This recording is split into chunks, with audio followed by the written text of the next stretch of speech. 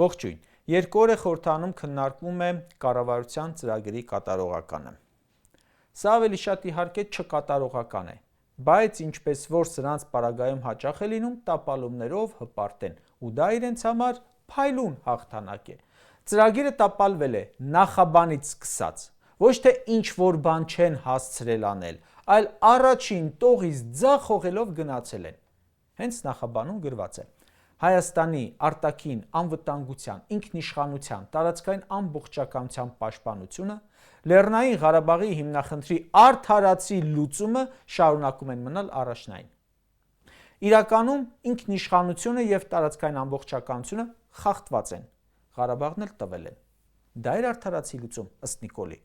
Եթե ինչ արել եք Արցախի հետ արդարացի էր, այդ դեպքում որ պետության ու ժողովրդի անունից եք հանդես գալիս, որովհետև Ղարաբաղի հարցը արդարացի է լուծված միայն թուրքերի տեսանկյունից։ Ինքնիշխանության մասին խոստում գրելուց հետո էլ թշնամին օկուպացրել է մեր տարածքները, Սև լճից մինչև Ջերմուկ ու ներքին Հանդ։ Հաջորդիվ գրել են. օրենքի եւ իրավունքի փոխադարձ հարգանքի, ատելության ու արժանապատվությունը նվաստացնող խոսքի բացառման վրա հիմնված ազգային միասնության հաստատում։ Տեսնես ում բառապաշարից է բացակայում հարգանքը,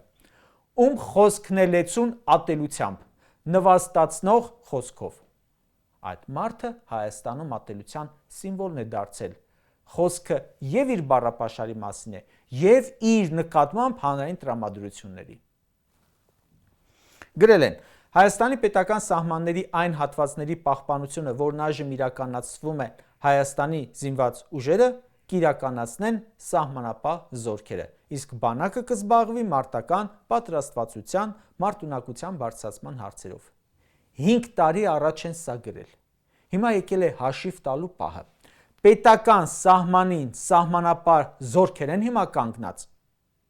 2022 թվականից ի վեր սահմանապահ զորքերի ծավալ չի ավելացել մեր երկրում, բացիկ իրանցից։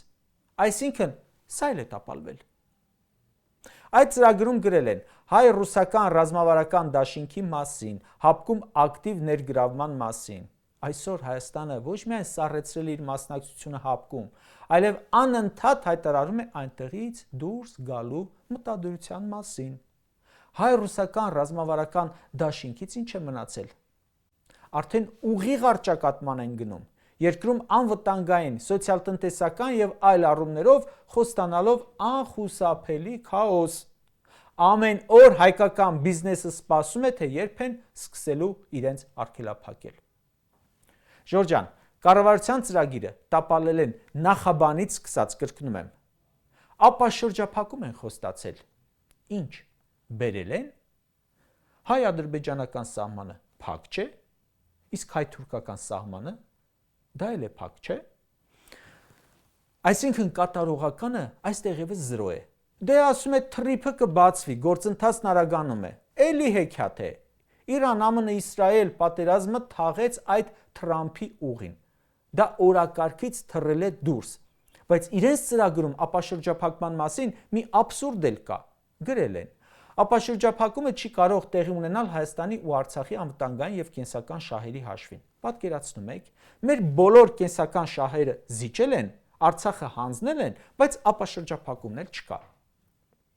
Կամ այդ թրիփով ում կենսական շահերն են զիջվում, չլինի Բաքվի կամ Միացյալ Նահանգների։ Իհարկե մեր։ Ժորժան, սա ինձնից չեմ հորինում։ Գրել են իրենց ծրագրի հենց սկզբում։ Գրել են Արցախի մշակութային ու կրոնական ժառանգության պահպանման մասին։ Դա ինքն իրեն էր լինելու։ Չկա օր, որ հայտնի չդառնա Արցախում հուշարձանի քանդման մասին։ 5000 հուշարձան կար։ Մի 1000-ի քանդման մասին արդեն գրել ենք։ Սրանցից որևէ խոսք, որևէ բողոք լսել եք այդ ուղղությամբ։ Ծրագրում գրել են Ղարաբաղյան հիմնախնդրի վերջնական կարգավորումը կառավարությունը տեսնում է ԵԱՀԿ Մինսկի խմբի համանախագահության ներքո Լեռնային Ղարաբաղի վերջնական կարգավիճակի հստակեցմամբ, հայտնի սկզբունքների եւ տարրերի, այդ թվում ինքնորոշման իրավունքի հիման վրա։ Սա բազմից ենք մեջ բերել։ Մինսկի խմբի ակտիվացում խոստացողը Մինսկի խմբի լուծարման դիմում է ներկայացրել։ Համ թաղեցին ինքնորոշման իրավունքը, համ Մինսկի խումբը։ ու երես էլ ունեն, գալիս են ազգային ժողովից ու փիլիսոփայում են։ Սրա մասին ոչ մի խոսք։ Մի քանի օր առաջ ինչ էր ասում դա Մոսկվայում։ Մենք ճանաչեցինք Արցախ-Ադրբեջանի կազմում, այն բանից հետո, երբ Ռուսաստանը ճանաչեց։ Ինչ են գրել կառավարության ծրագրում։ Գրել են. Հայաստանի Հանրապետությունը շարունակելու է լինել Արցախի ժողովրդի անվտանգության երաշխավորը։ Արցախի անվտանգության երաշխավորը չի եղել Ռուսաստանը, ոչ էլ Հայաստանի անվտանգության երաշխավորն է երբևէ եղել ՀԱՊԿ-ը, երբեք չի եղել։ Դուք գրել եք, որ Հայաստանն է Արցախի անվտանգության երաշխավորը, ու թիկունքից խփել եք։ Գրել են, կառավարությունը երաշխավորելու է բոլոր անհրաժեշտ պայմանների գոյությունը խաղաղապահ առաքելության անխափան ու անխոչնդոտ գործունեության համար։ Ինչն է դարձել խոչնդոտ Ռուսաստանի Դաշնության խաղաղապահների անխոչնդոտ ու անխափան գործունեության։ Գիտեք, չէ՞, Նիկոլ Փաշինյանը իր պռահայի թղթով։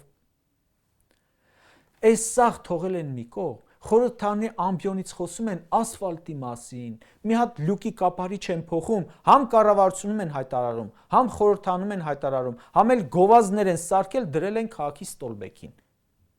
Կառավարության ծրագրի մյուս էջերին չեմ անդրադառնում, ժողովուրդ։ Այս բոլորը դեռ նախաբանից սկսած ու առաջին մասից սկսած,